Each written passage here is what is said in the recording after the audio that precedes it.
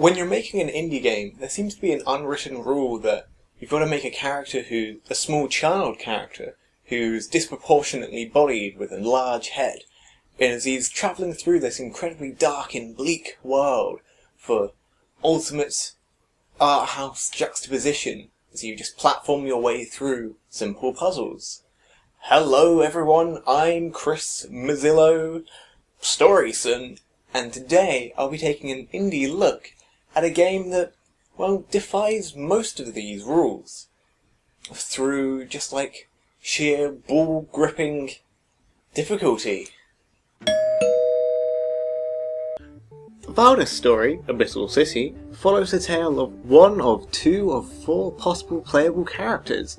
They travel through a mysterious lost city, the titular Abyssal City if you will, looking for a way out as well as the many crew members of their crew. The world setting is set in the middle of a war between demons and angels as the two goddess sisters fight for the ultimate claim of the world. Humans are sparse and are used by either side in order to strengthen their forces, and Wyatt and his crew are a mismatched gathering of people from either side of the war, who care not for the war itself, and just waste demons and angels alike due to their own personal backstories. But what sort of game is it? Well, it's a side-scrolling action platformer that's very Metroidvania. The gameplay primarily focuses around a combat system that implements both magical spells and melee combat and the combination of the two mid-fight to create a seamless combat experience. With dodging and jumping and swords and martial arts and magic, there's a whole host of combat variation to play with, as well as the added customization ability that goes with your character. Each character plays slightly differently, and the way you build your character also greatly changes the style of gameplay, adding to a large amount of replayability, as you may want to go magic focused in one playthrough, and then the next may be something more agility based. It's one of those games that requires you to truly master the game mechanics involved to get by, and once you have mastered the mechanics, the game can truly push you to the edge of your abilities with its difficult gameplay. There's a large amount of customizability with the angel and demon system. Your character becomes increasingly more aligned to either demons or angels depending on how much angel or demon kit you're rolling out with. You can upgrade all of your weapons and armors and even your magics, as well as there being a whole wide variety of accessories which all greatly change your stats and the way you play. This ends up leading to a large amount of combinations and styles to play through the game.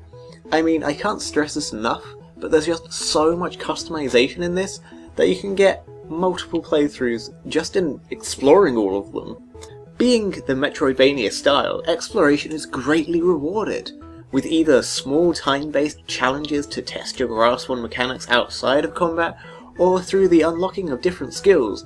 As you progress, there's a lot of reason to come back to previous areas to find new accessories or armour.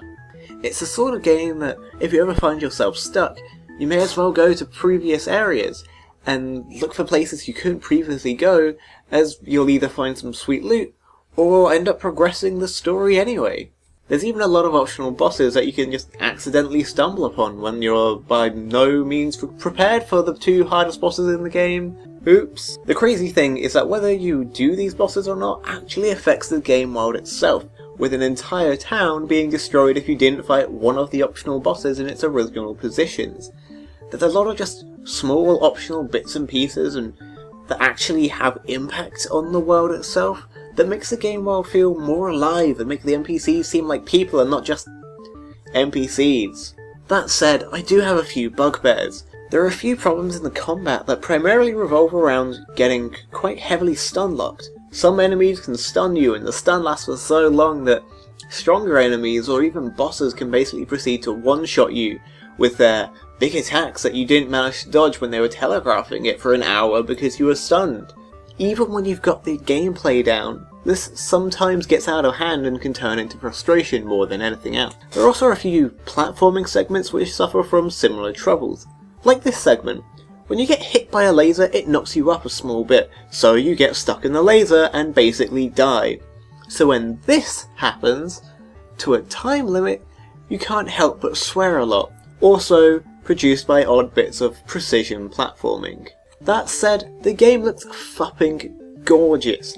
everything is so bright and colourful, and the character designs on everything are so detailed, but at the same time, the animations are so freaking smooth for everything. It's this level of detail in the slightest of movements, in like Wyatt's fucking fur collar that just leave your eyes weeping in its glory. The combat animations also feel like they've got a lot of impact behind them. Big, heavy weapons feel like they're hitting like a big, heavy weapon, while the small, quick-hitting things like your fists feel like smaller but more rapid impacts. All of this joined together by the outstanding soundtrack leave this game with an amazing design level, coupled with some intensive gameplay. And that's it! Despite the dodgy hitboxes, I actually found myself quite enjoying Valdis Story, Abyssal City. From reading up on the other two characters, they seem like they play completely differently to the others, so I really want them to be released soon, preferably, or even a sequel to Abyssal City, because where this game leads off left the plot in a really interesting point, and the world itself is really quite cool, and I just really like to get more of it and continue on with the story and whatnot and the characters. I mean, seriously, check it out. It's good. That's a promise. Hey, it's 3 AM and I've only just finished editing this video. So, thank you for watching the terrible mess that you've just seen. If you liked it, please make sure to, let me know, because I actually like reading nice things for once. But if you didn't like it, feel free to also tell me that I'm a terrible human being, because who doesn't enjoy reading letters at the same time? If you are insane, you may want to check out some of my other videos which are on screen. One's a critique I did about pre-order bonuses, specifically in terms of Watch Dogs, and the other's an anime review on my other channel. Anyway, I don't know what to put, I'm tired. Have some puppies on the screen, woo! Great, now there's more for me to edit. Good job, past, future, present me. I really quite found myself enjoying a bit. They really seem like they'd be yeah. The titular character as the two goddesses adding to a large amount of customizability. This ends up leading to a large amount of customization. As you get frozen, so you can't fucking get your lines right.